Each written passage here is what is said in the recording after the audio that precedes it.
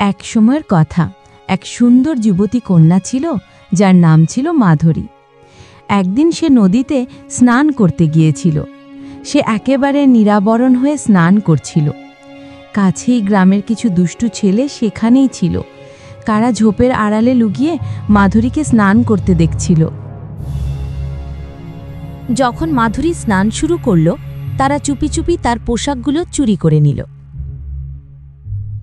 ঠিক তখনই সেই পথ দিয়ে এক সাধু মহাশয় যাচ্ছিলেন।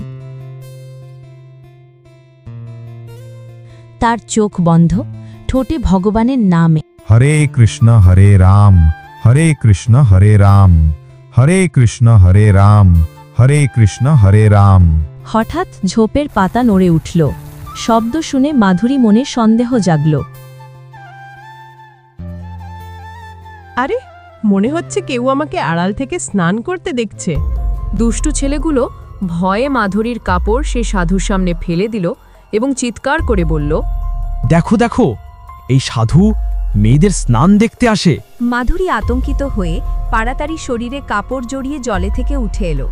সে রাগে বলল, ও দুষ্ট সাধু, তুমি তো আসলে এক রাক্ষস, এমন লজ্জাজনক কাজ করলে? সাধু কাঁপা গলায় বললেন, না কন্যা, আমি কিছুই করিনি, তুমি ভুল বুঝছো। মাধুরী চেঁচিয়ে উঠল, যদি কিছু না করে থাকো তাহলে আমার পোশাক তোমার কাছে কি করছে? সাধু কেঁদে বললেন, আমি জানি না কন্যা, তুমি আমার কাছে আমার কন্যা রাধার সমান। আমি এমন নিজ কাজ কখনো করতে পারি না। তুমি সমাজের মেয়েদের জন্য বিপদ। আমি তোমাকে অভিশাপ দিচ্ছি। তুমি এক ভয়ঙ্কর রাক্ষস হয়ে এই জঙ্গলে ঘুরে বেড়াবে মুক্তির আশায়। সাথে সাথে সাধুটি এক বিকট রাক্ষসে পরিণত হলেন।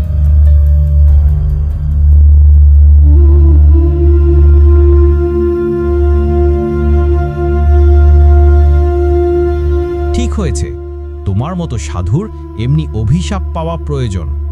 যে সাধু বাবাকে আজ পর্যন্ত সবাই মানত, আর সেই রাক্ষসরূপে সাধু যখন তার নিজের বাড়ির দিকে যাচ্ছিল, তখন গ্রামবাসী সেই রাক্ষসরূপী সাধুকে দেখে চিৎকার করতে লাগলো, মারো, এই ভয়ঙ্কর জন্তুকে মারো। এত ভয়ঙ্কর জন্তু কোথা থেকে এলো? এই ভয়ঙ্কর জন্তু বাচ্চাদের তুলে নিয়ে যাবে। মারো একে, মারো। পাথর ছুঁড়ে সবাই দানবরূপী সাধুকে জঙ্গলে তাড়িয়ে দিল।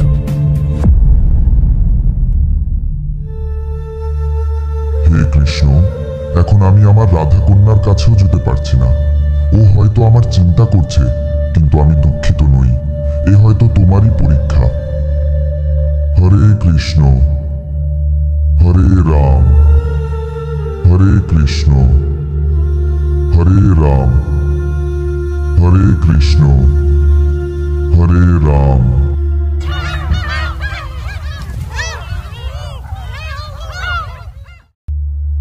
এইদিকে সন্ধ্যার সময় রাধা কুটিরের বাইরে বসে বলল, বাবা আজও ফিরলেন না, কোথায় গেলেন বাবা? রাধা আসলে সাধুর নিজ কন্যা নয়।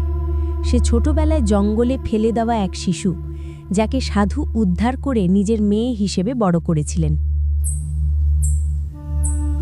হঠাৎ সেখানে এক ময়না পাখি এসে বাড়ির উঠানে বসে চেঁচিয়ে উঠল, নির্দোষকে বাঁচাও, নির্দোষকে বাঁচাও। ময়না, কাকে বলছো নির্দোষ? ময়না বলল, তোমার বাবা সাধু নির্দোষ। মাধুরী ভুল বুঝেছে, তার অভিশাপে তোমার বাবা বিকট রাক্ষসে পরিণত হয়েছেন। এরপর ময়না রাধাকে সব কথা খুলে বলল। সব কথা শুনে রাধা কেঁদে ফেলল, না, আমি আমার বাবাকে মুক্ত করব। সে মাধুরীর কাছে গিয়ে বলল, দিদি, তুমি ভুল বুঝেছ। আমার বাবা সাধু এমন মানুষ নন। কি তুমি ওই নিজ সাধুর জন্য আমার কাছে হাতজোড় করছো? তুমি জানো সে কত বড় অপরাধ করেছে? সে আমাকে স্নান করতে দেখছিল। না, আমার বাবা এরকম নন। আমার বাবা তো মহিলাদের অনেক সম্মান করে। আমার বাবা এরকম কখনোই করতে পারে না। আমার বাবা নির্দোষ। এটা প্রমাণ করার জন্য আমাকে একটা সুযোগ দাও। আমি প্রমাণ করেই ছাড়বো আমার বাবা নির্দোষ। তাহলে প্রমাণ করো। গ্রামের মাঝখানের পুকুরে গিয়ে তোমার হাতের তালু কেটে দাও। যদি সাধু নির্দোষ হয়, তাহলে তোমার রক্তের এক ফোঁটা পড়তেই সত্যি প্রকাশ পাবে। রাধা রাজি হল। সবাই গ্রামের লোকজন পুকুরের পাশে জড়ো হল। রাধা নিজের হাত কেটে এক ফোঁটা রক্ত ফেলে দিল। হঠাৎ পুকুরের জলে দৃশ্য দেখা গেল, কিভাবে দুই দুষ্টু ছেলে মাধুরীর কাপড় চুরি করেছিল আর ভয়ে সাধুর ঘাড়ে দোষ চাপিয়েছিল। সব দেখেই মাধুরী লজ্জায় মাথা নিচু করল। রাধার হাতের ক্ষত নিজে থেকেই সারল। এরপর মাধুরী সাধুকে দেওয়া অভিশাপ ফিরিয়ে নিল। সাধু আবার রাক্ষস থেকে সাধু হয়ে গেল। মাধুরী কেঁদে বলল, বাবা, আমাকে ক্ষমা করুন, আমি আপনাকে ভুল বুঝেছিলাম। না কন্যা, মেয়েরা কখনো শাস্তির যোগ্য নয়, তারা শ্রদ্ধার যোগ্য। আমি আর কাউকে অভিশাপ দিতে চাই না, তাই খারাপ ছেলেদের জন্য এটাই ভালো হবে, তোমরা এই গ্রাম ছেড়ে চলে যাও। তিনি দুষ্ট ছেলেদের গ্রাম থেকে তাড়িয়ে দিলেন।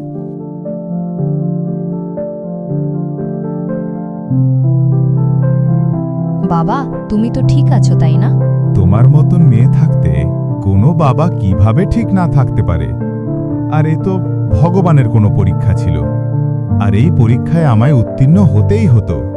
এরপর সাধু মেয়েদের সুরক্ষার জন্য আলাদা স্নানের ঘাট তৈরি করলেন এবং গ্রামের মেয়েদের পড়াশোনার ব্যবস্থা করলেন।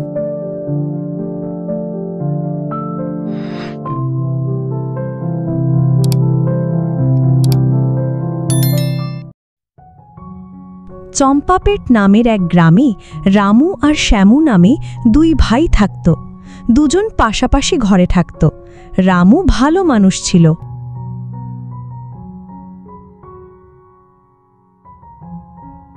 কিন্তু শ্যামুর মাথায় চোরামি ছিল, একটু বেশি হিংসা দেশ ছিল। দুজনেরই বিয়ে হয়ে গিয়েছিল, সন্তানও ছিল। রামুর এক মেয়ে সুমিতা আর এক ছেলে অজিত ছিল। তারা দুজন একই স্কুলে পড়ত। রামু আর শ্যামু দুভাই তাদের নিজ নিজ ক্ষেতে চাষের কাজ করত।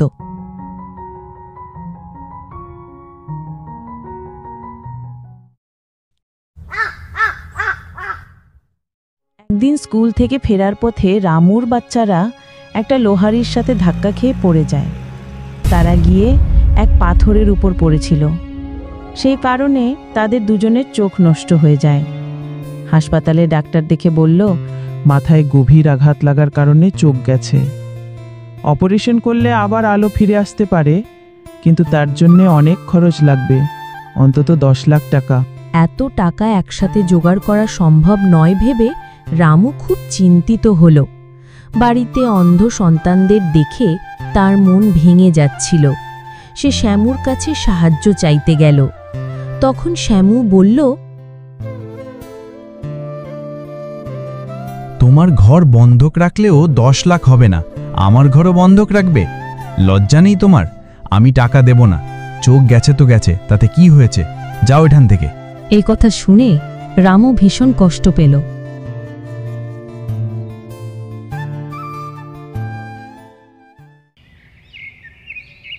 একদিন রামু মাঠে হাল দিচ্ছিল।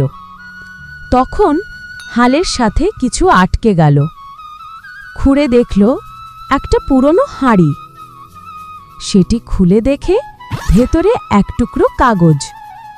কাগজে লেখা ছিল, এই হাঁড়িটা এক মায়াবী হাঁড়ি।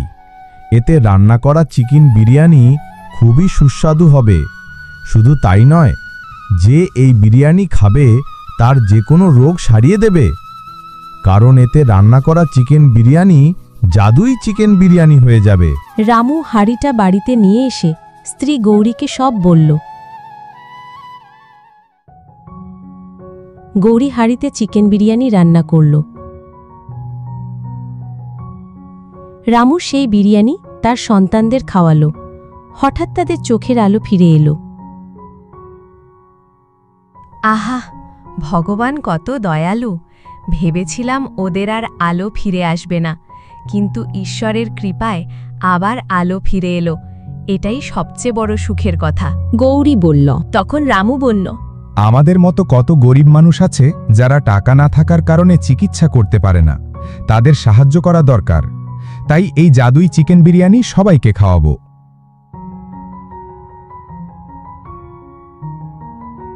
এরপর সে হাঁড়িটা নিয়ে এক ঠেলায় বসিয়ে ওপরে বোর্ড লিখল, জাদুই চিকেন বিরিয়ানি। তারপর গ্রামে ঘুরে ডাকতে লাগল, জাদুই চিকেন বিরিয়ানি, আসুন বাবু, আসুন মা, আসুন। জাদুই চিকেন বিরিয়ানি খেলে সব রোগ ভালো হয়ে যাবে। গরিবদের জন্য ফ্রি, আর বাকিরা যত পারো এই হুন্ডিতে দাও। গ্রামের লোকেরা আসতে লাগল। যে খাচ্ছিল তাদের রোগব্যাধি সেরে উঠছিল। কারো পা গজাচ্ছিল, কারো হাত, কারো চুল।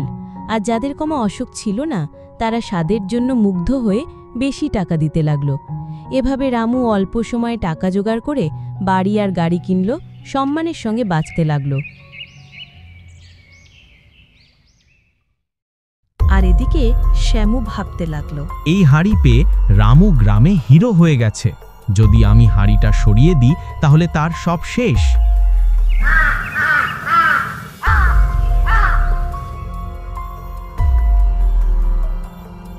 তাই এক রাতে রামুদের ঘরে ঢুকে হাঁড়িটা চুরি করল।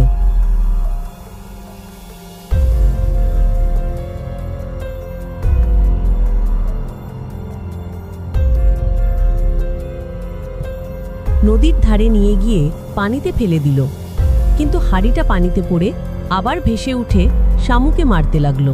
আরে বাপরে, মারিস না হাঁড়ি, বাঁচাও বাঁচাও, তুই তো দেখছি আমার সব হাড়গোড় ভেঙে দিবি। আমার এখন এখানে থেকে লাভ নেই, আমি পালাই। ওরে বাবারে! এটা বলে সে সেখান থেকে পালিয়ে যায়।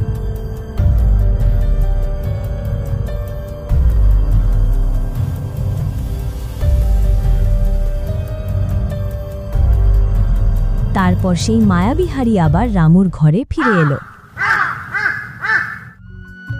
রামু আগের মতোই জাদুই চিকেন বিরিয়ানি বিক্রি করতে লাগলো আর আনন্দে জীবন কাটাতে লাগলো।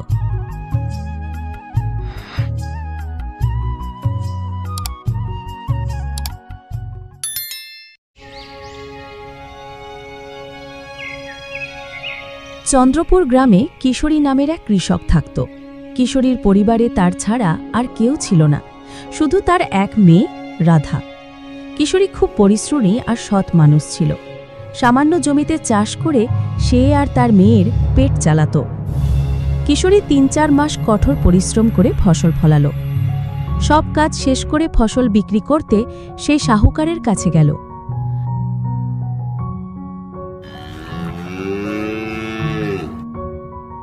সাহুকারজি, এবার ফসল খুব ভালো হয়েছে, দামও নিশ্চয়ই ভালোই পাবো।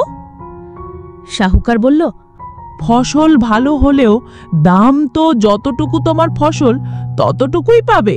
এই নাও তোমার টাকা। কিশোরী টাকা নিয়ে মন খারাপ করে বাড়ি ফিরল। পিতাকে দুঃখী দেখে রাধা জিজ্ঞেস করল, কি হয়েছে পিতাজি, আপনি চিন্তিত কেন? কিশোরী বলল, কি বলবো মেয়ে, এত সামান্য জমিতে কেমন করে সংসার চলবে? 2 বেলার খাবার নিয়েও চিন্তা করতে হয়। আর এখনো পর্যন্ত তোমার বিয়ের জন্য কোনো গয়না কাপড় জোগাড় করতে পারিনি। রাধা বলল, পিতাজি আপনি চিন্তা করবেন না, আমরা আমাদের রাজার কাছে যাই, নিশ্চয়ই তিনি আমাদের সমস্যার সমাধান করবেন। মেয়ের কথা শুনে কিশোরীর মনে নতুন আশার সঞ্চার হলো।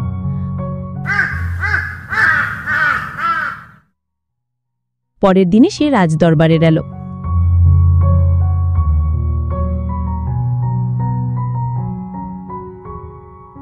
মহারাজ, আমার প্রণাম নেবেন। রাজা জিজ্ঞেস করলেন, কে তুমি, কি চাইছো?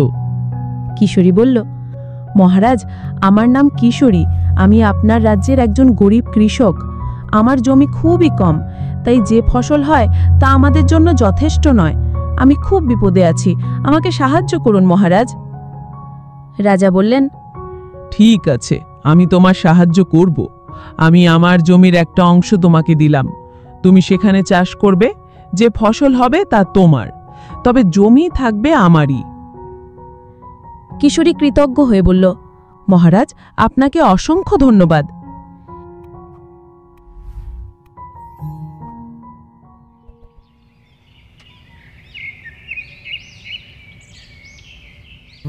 এবার নতুন ফসল বোনার সময় এলো। কিশোরী হাল চালাতে চালাতে হঠাৎ তার হাল শক্ত কিছুর সাথে ধাক্কা খেল। সে ভয় পেল। তারপর খুঁড়ে দেখল সেখানে একটি সোনার ওখলি রয়েছে।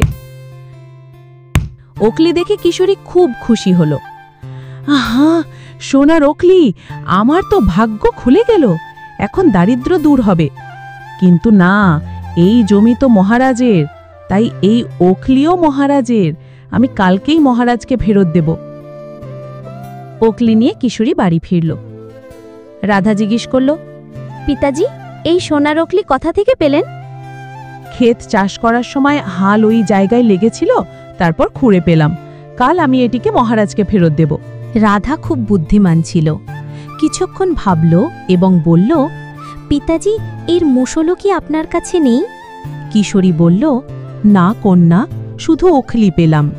রাধা বলল, পিতাজি, এটা আমাদের কাছে রাখি। কিশোরী বলল, না, আমরা এটি রাখতে পারি না, আমি এটি মহারাজকে ফিরিয়ে দেব।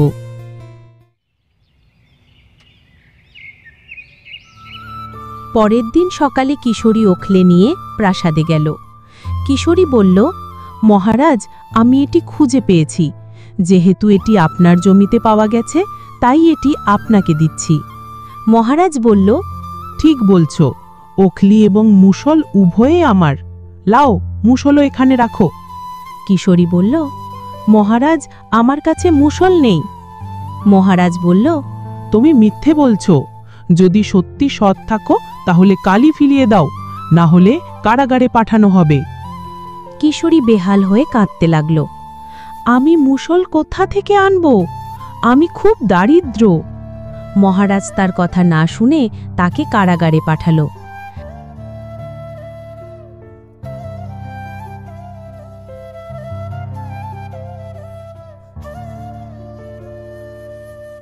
আপনার বাবা মুষল চুরির অভিযোগে কারাগারে রয়েছেন। রাধা কাঁদতে কাঁদতে বলল, পিতাজি, আমার কথা শুনতেন, তাহলে এটা হতো না। কারাগারে কিশোরীর সঙ্গে খুব খারাপ আচরণ করা হচ্ছিল। খাবারও ঠিকমতো দেওয়া হচ্ছিল না। কিশোরী খুব দুর্বল হয়ে পড়েছিল। তিনি বারবার বলছিলেন, কাশ আমার মেয়ের কথা শুনতাম।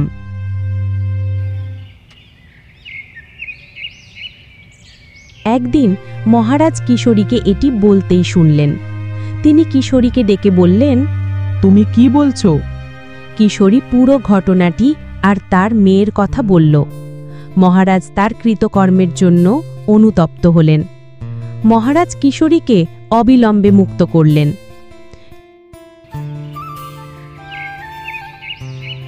কিছুদিন পর রাধাকে প্রাসাদে ডাকা হল। প্রাসাদের প্রধান দ্বারে রাধা একটি সোনার আংটি পেল। সে মহারাজকে দিল এবং বলল, মহারাজ, এটি আসল মালিকের কাছে পৌঁছে দিন। মহারাজ খুশি হলেন। রাধা আরও বলল, মহারাজ, আপনি আমার পিতার কথা শুনেছেন এবং বুঝেছেন। আমরা খুব কৃতজ্ঞ। আমার পিতা খুব সৎ, তিনি কিছুই লোকাননি। এরপর মহারাজ উভয় বাপ মেয়ের সততা এবং বুদ্ধিমত্তায় খুশি হয়ে রাধাকে রাজ্যের খজানের মন্ত্রী নিযুক্ত করলেন। কিশোরী এবং রাধাকে বসবাসের জন্য সুন্দর বাড়িও দেওয়া হলো। তাদের সব ধরনের সুবিধা দেওয়া হলো। তাদের কিছু কষ্ট অবশ্যই পোহাতে হয়েছে, কিন্তু শেষ পর্যন্ত সত্যের জয় হলো।